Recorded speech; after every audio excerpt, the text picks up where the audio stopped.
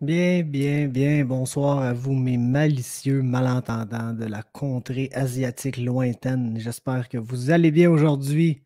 Je vais très bien et je suis présent pour vous offrir mes analyses et prédictions complètes pour la carte de l'UFC 262 qui a lieu ce samedi soir, qui va finalement nous dire qui est le nouveau champion lightweight de l'UFC, qui est celui qui va remplacer Khabib Nurmagomedov qui a décidé d'abandonner la ceinture et d'aller faire des choses plus intéressantes que se battre dans une cage.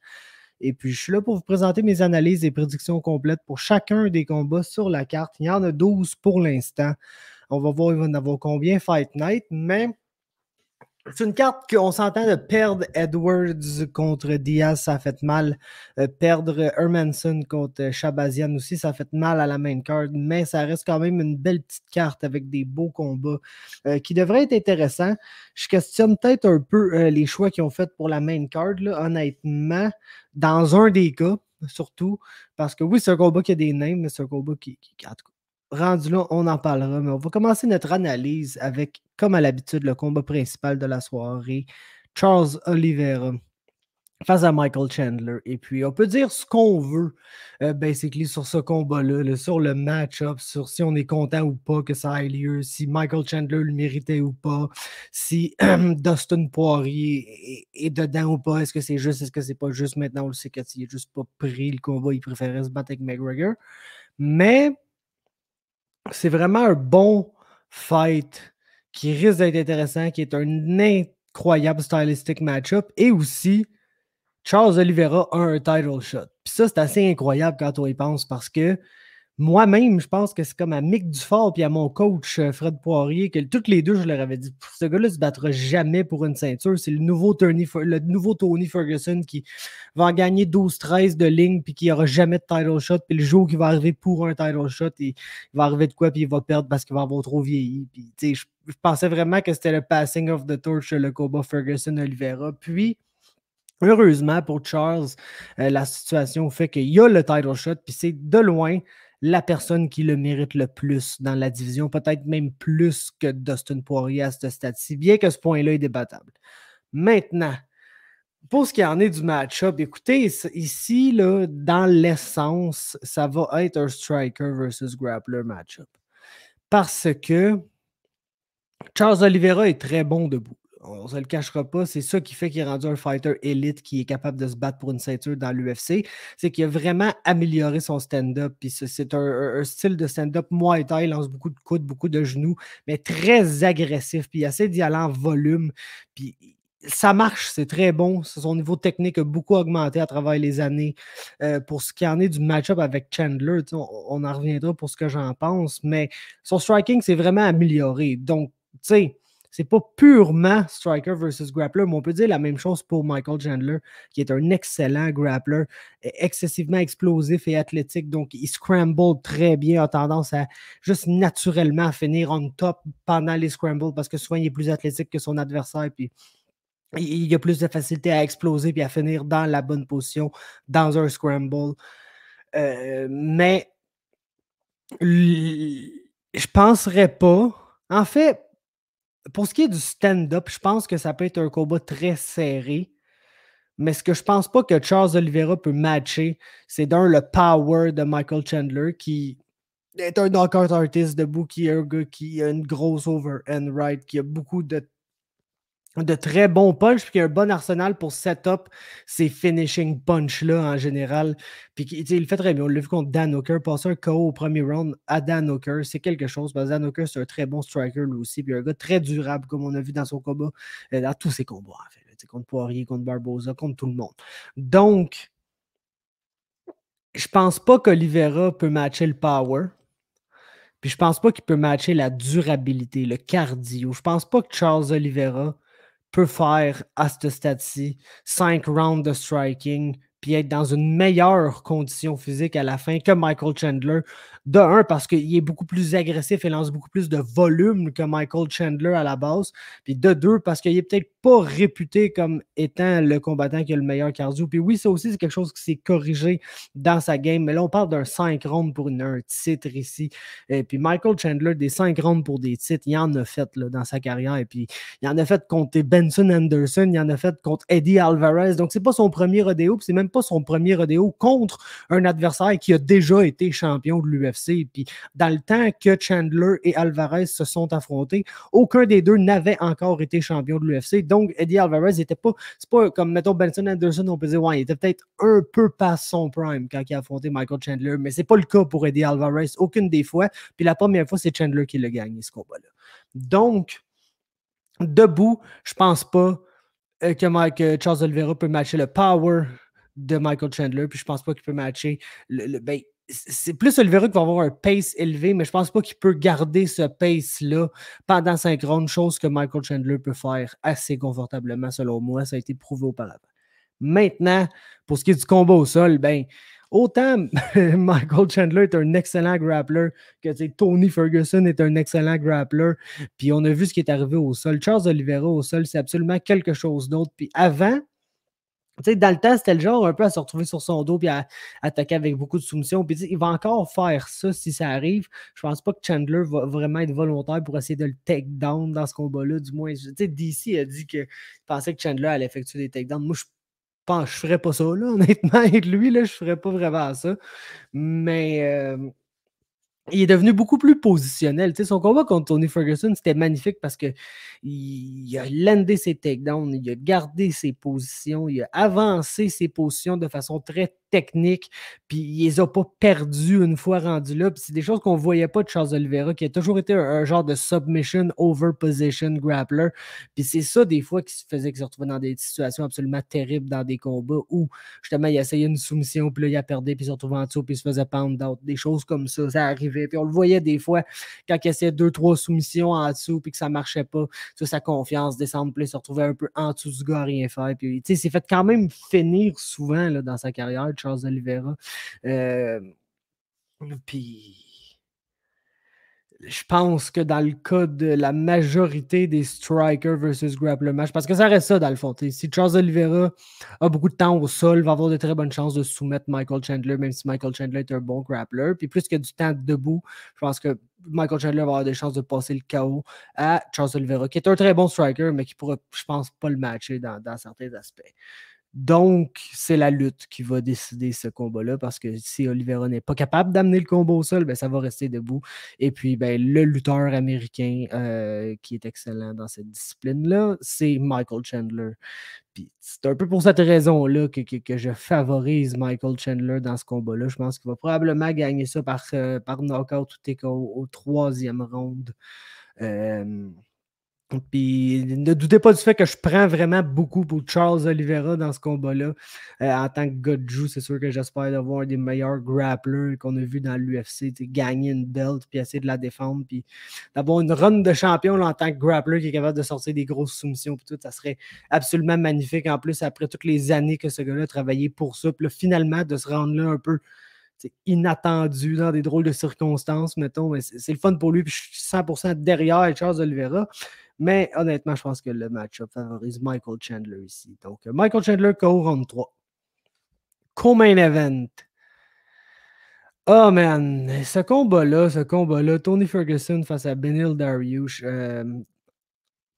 c'est comme un peu tous les combats de Tony. J'aurais aimé ça les voir il y a 2 ans, 2 ans et demi.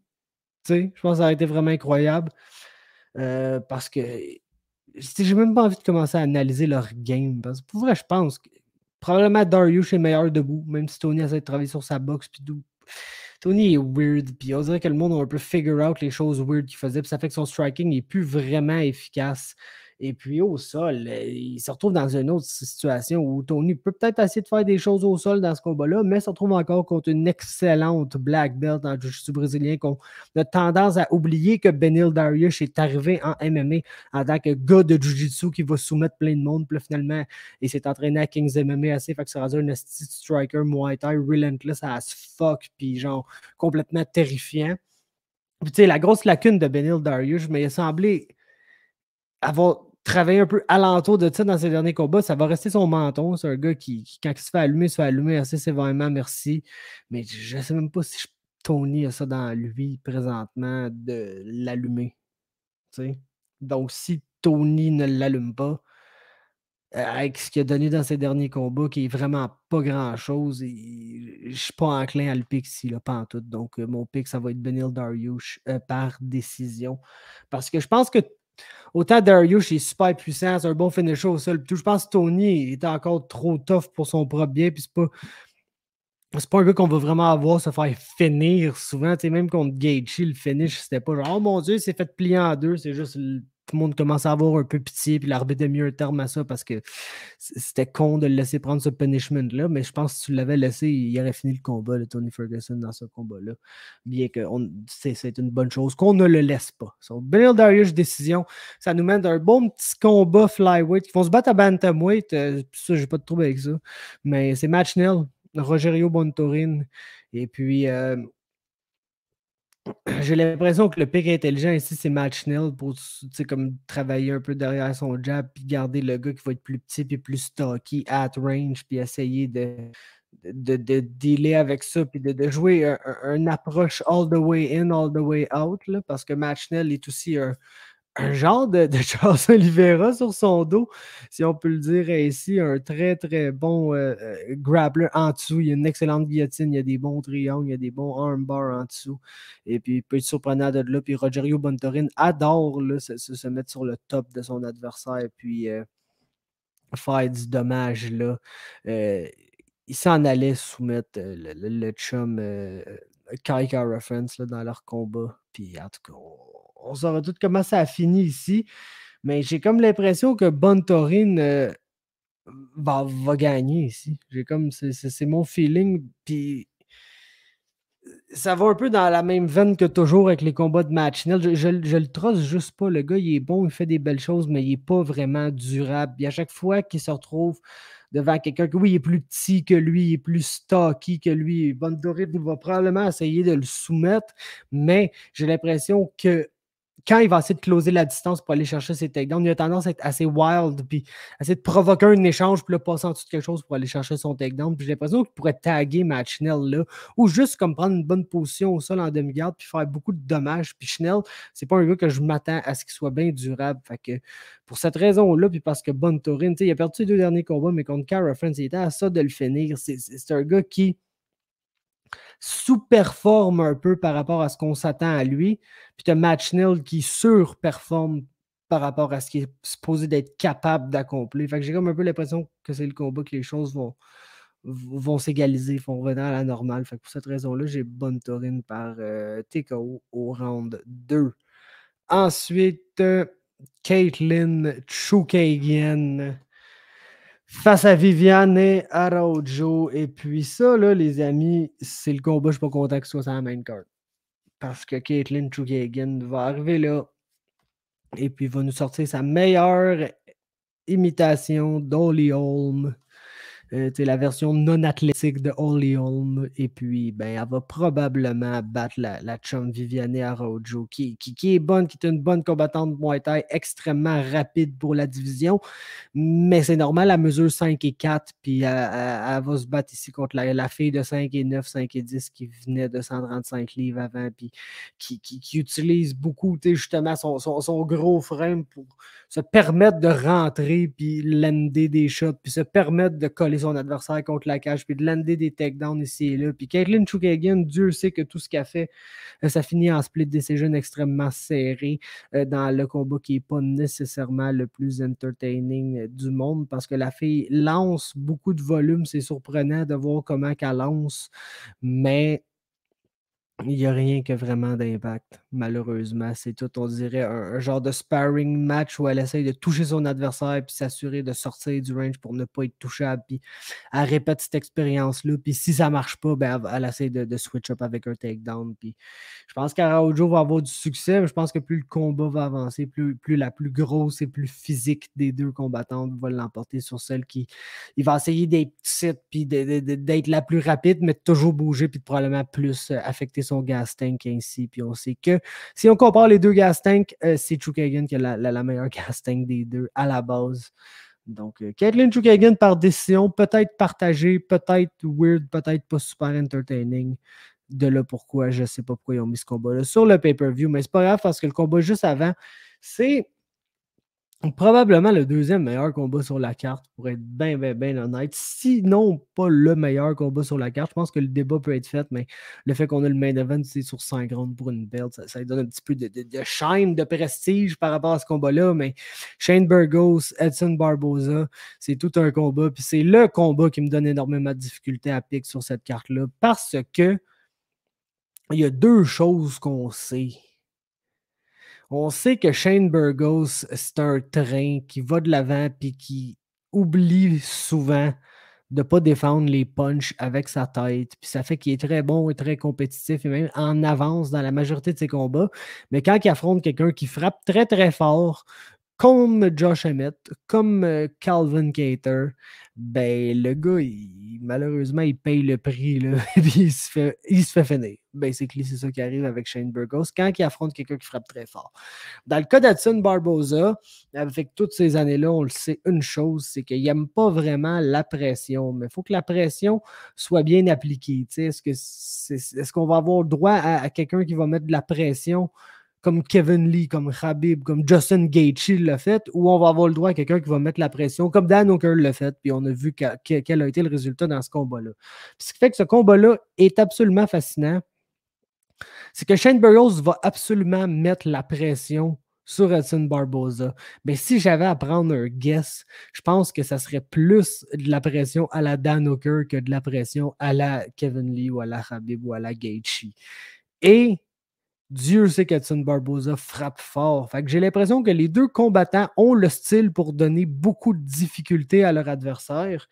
Et puis, ça fait que c'est un combat énormément difficile, à pic, mais honnêtement, je pense que je vais y aller avec le bon vieux Edson Barboza, qui est la chose que je fais rarement dans ces combats-là. J'ai noté que souvent, j'y allais pour le plus jeune, là, pour le prospect, pour genre le passing of the torch un peu. Mais comme je vous dis, j'ai plus l'impression que la pression de Burgos va être comme celle de Dan Hooker que comme celle qu'a pu offrir Justin Gaethje quand il a battu Edson.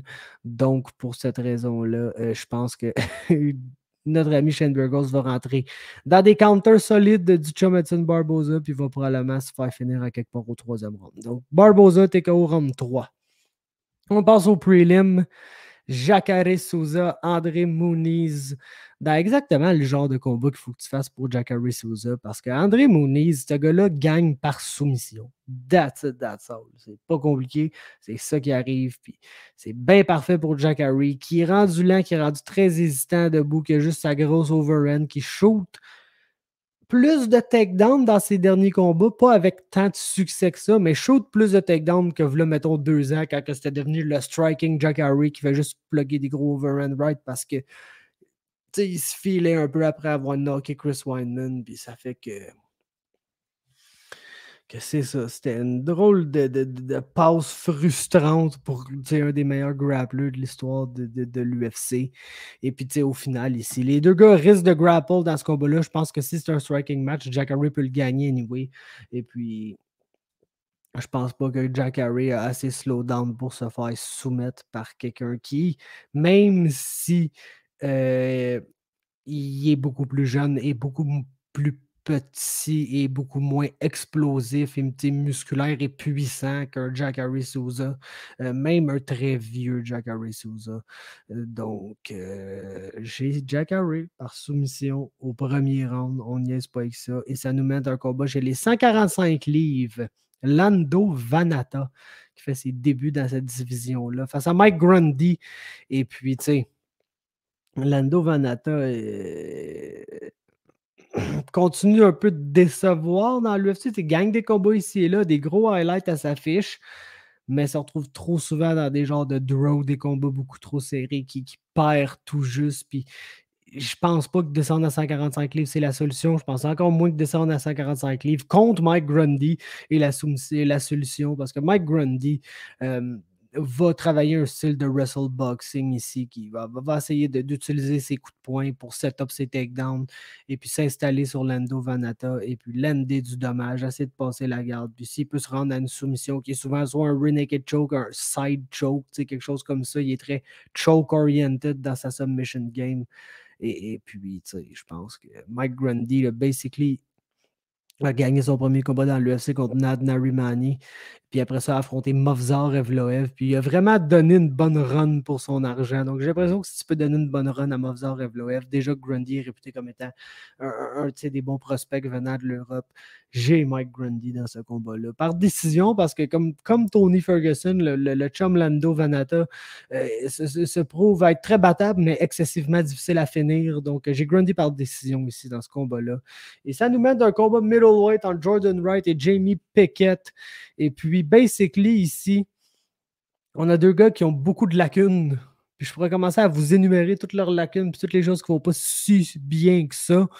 Mais je peux juste aussi vous dire que dans le fond, Jamie Wright a une approche un peu plus patiente au MMA, va essayer d'être at range puis de sniper, de lander la perfect shot. Puis oui, il travaille en combinaison, mais c'est jamais plus qu'un 1-2 ou un crochet ou quelque chose comme ça. Puis j'ai l'impression que ça ira pas super bien contre Jamie Pickett parce que Jordan Wright, à chaque fois que je l'ai vu affronter un adversaire, je veux pas dire un adversaire crédible, là, c'est méchant parce qu'avec Villanueva, il n'est pas si mauvais. C'était-tu avec Villanueva ou c'était de quoi?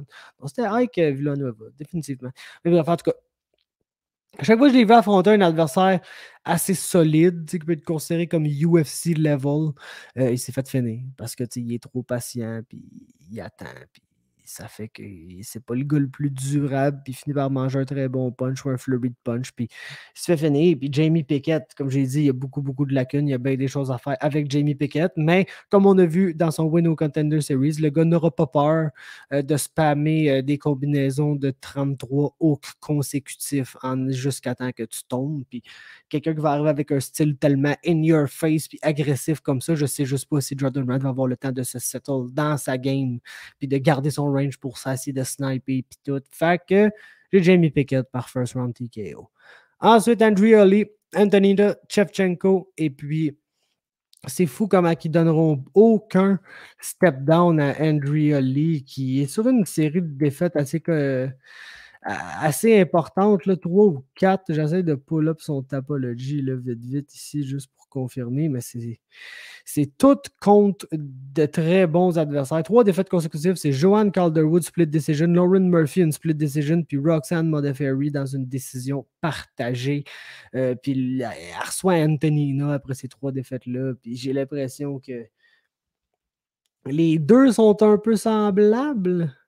Genre réputés comme étant des strikers, mais ont vraiment pas peur d'amener le combat au sol, même le font plus souvent qu'à leur tour, probablement.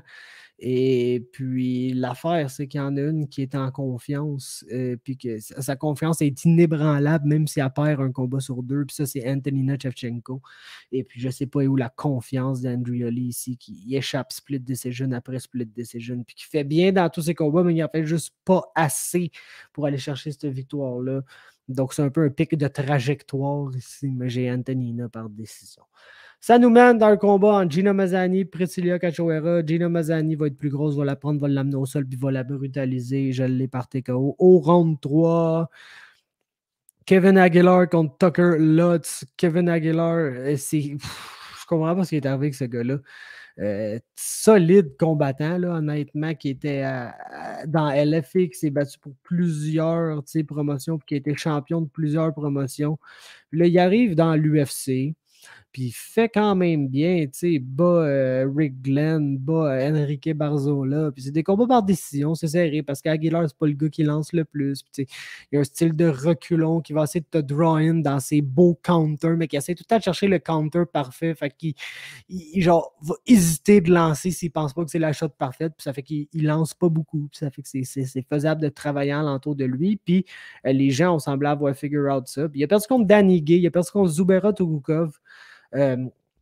par TKO au premier round, ce qui était quand même, tu sais, contre Danny Gay, tu te dis, OK, perdu contre Danny Gay, tu sais, c'est correct, le gars est excellent. Contre Tugukov par first round TKO, t'es genre, c'est un bon adversaire, mais commencer à se faire finir comme ça, c'est pas caractéristique. Puis là, son dernier combat, je perds une split decision complètement non inspirée contre Charles Rosa. Donc, honnêtement, j'ai Tucker là, tu sais, qui est un lutteur, puis qui va juste probablement essayer d'en faire le plus possible avant que son adversaire fasse quelque chose. Je sais pas si ça a de l'allure ce que je suis en train de vous dire, mais j'ai pas confiance en Aguilar. Puis c'est pas un gars qui travaille beaucoup à la base. Et puis là, il va se retrouver dans une situation où il y a un adversaire qui va travailler plus que lui. Puis c'est pour ça que j'ai le chum Tucker Loss par décision, puis avec ma caméra morte, je ne sais pas si vous le voyez dans l'écran, je ne suis pas sûr que vous le voyez, ma caméra est en train de crever. Bref, Christos Giagos, Sean Soriano. Soriano, il est de retour dans l'UFC, je suis bien content pour lui, mais c'est un 145 livres qui a tendance à se faire out-grapple, puis qui va affronter un gros grappler de 155 livres. Donc, je ne m'attends pas à ce qu'il gagne ce combat-là. Christos Giagos par décision, et ça complète mes analyses et prédictions pour l'UFC 62 avant que tout crève. Je vous remercie d'avoir écouté. Laissez-moi un like, laissez-moi un commentaire, faites-moi part de vos prédictions. Abonnez-vous à MMA Talk sur Facebook, sur YouTube, sur Instagram, sur Twitter.